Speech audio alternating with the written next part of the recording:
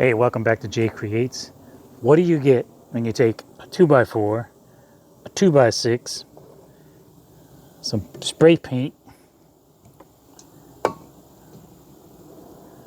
and some liquid nails? You get candy corn.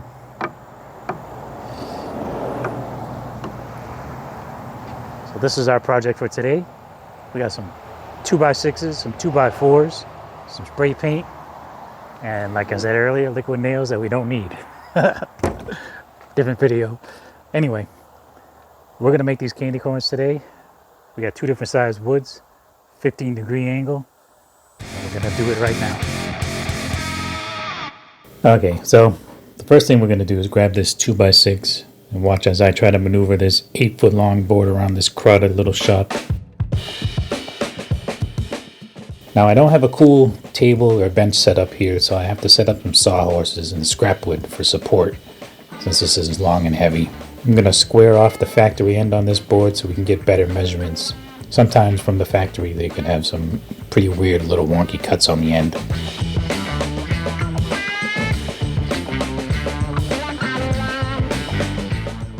After we square off the end, set your miter saw to 15 degrees and lock it in.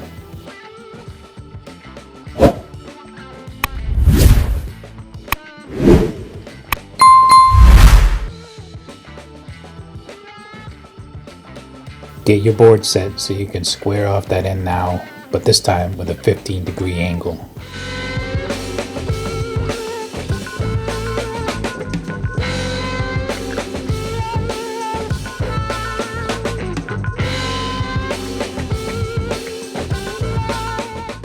Flip your board over, measure out 3.5 inches from the long point.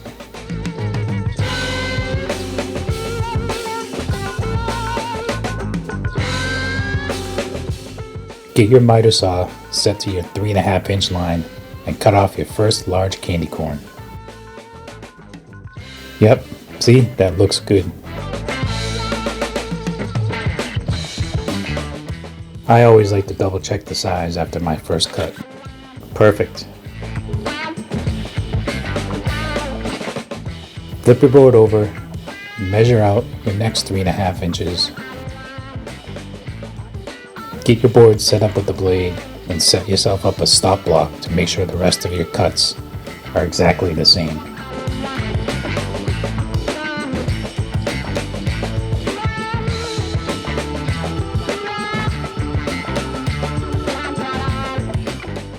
Just remember to flip your board over after each cut so your angles are going the right way, or you may have some weird looking candy corn. After cutting however many large candy corns you want, go ahead and grab that 2x4 and we'll repeat the process on this one. The only thing different will be the cut at 2.5 inches for the base instead of 3.5.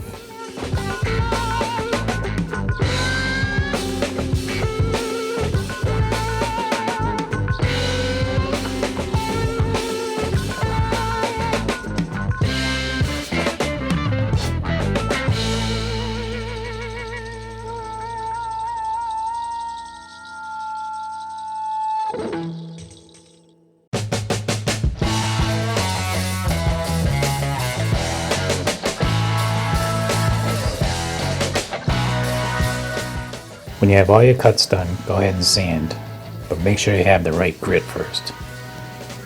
I used 120 grit, which should be plenty for these.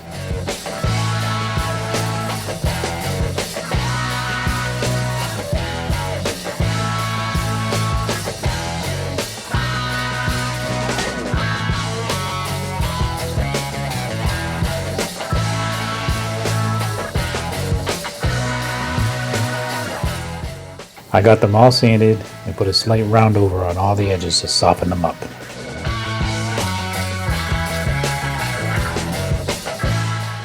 Alright, now it's time for some paint. We got some yellow, orange, and white spray paint ready to go. I got these store brand paints at the big box store. There isn't a right or wrong way to put the paint on. I'm going for the rustic look, so I won't use any tape to separate the colors and get those nice fine lines. I'm going to start at the bottom and lay on some yellow and not worry about overspray.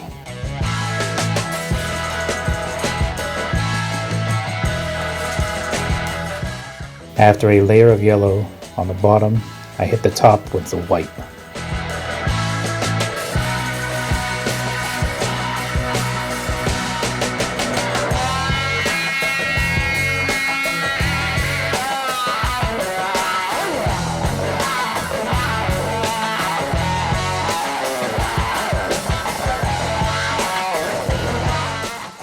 Go ahead and finish it off with the orange in the middle and watch the magic happen. Once that orange is on, it looks amazing.